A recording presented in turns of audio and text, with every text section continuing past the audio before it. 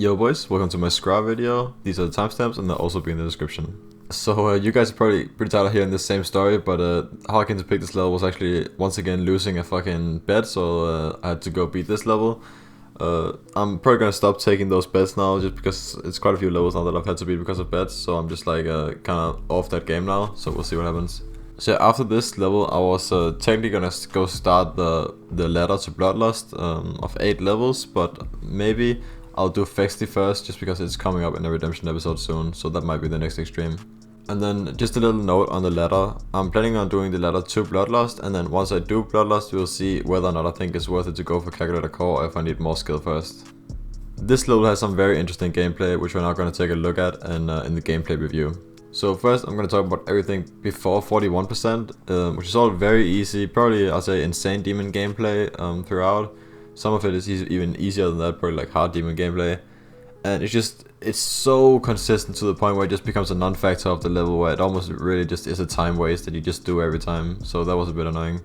So then once you do get to 41, this is when a lot of choke points start coming back to back to back. So 46 or 47% is kind of either one of those two. It's a wave spam and a dash up that are quite inconsistent, and I had more deaths there than I really could care to even put a number on. Next up is the 53-54% spider. I ended up having 103 deaths here, just these two specific percentages combined. The next big choke spot is the 66-67 ship cube duel, which I had 25 deaths on. Just these like 3 pink ops here that those ended up costing my life a lot of times. The next thing is that this 76% ship transition, where we see some size changes making the gap into the spikes very awkward to hit, and I ended up dying 19 times at this specific gap. The next choke spot is the infamous 82% spam, which is said to really carry the level. I ended up having 22 deaths here.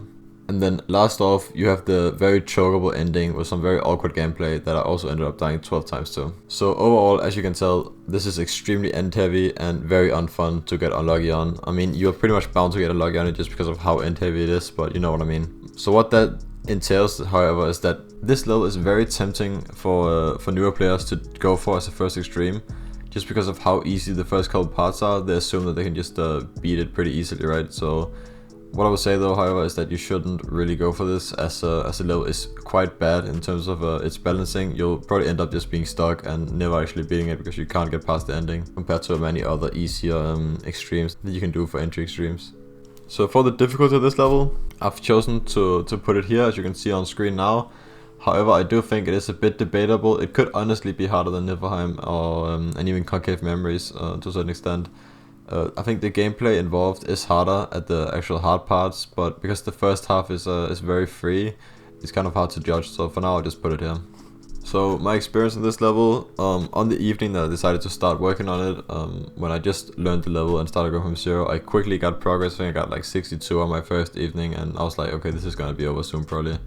But what ended up happening was I got a total of 247 deaths past 50%, which dragged along the experience far too long. At first, the first couple days, maybe 3-4 days, I had a hard time getting consistent at the 47%, both the dash up and the actual wave spam, but I ended up getting some consistent strats for it later on day 5 and 6. As I mentioned earlier, I ended up dying 22 times at the last real choke point and 13 times past it, so I would also say that I did indeed get a bit unlucky on this, even despite how unbalanced it really is. But then on my last day when I got on, it just suddenly clicked. I only had to get 7 runs past 50, and I was playing for maybe 15 minutes when I ended up getting this run, so let's just watch the completion. That's true. Speed up to like 5 times then.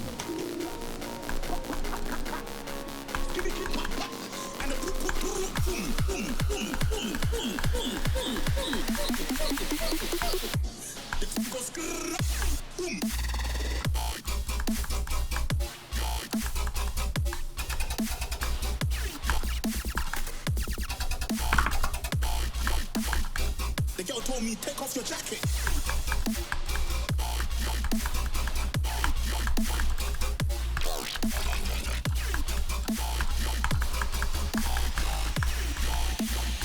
Let's go. Boom. Pop the 4 rope, the 440 was 1, 2, 3 and 4. Feeling in the code we 4. Your dad is 44. And he's still calling man for a draw. Let him know.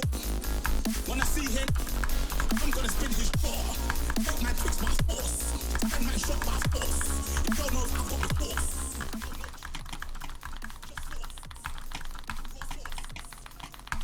Okay, I beat it. Thank God. Yo, let's go. Jesus Christ, this was so Literally right after you get 91. It's so bad. Nice. Let's go. That was a good deal.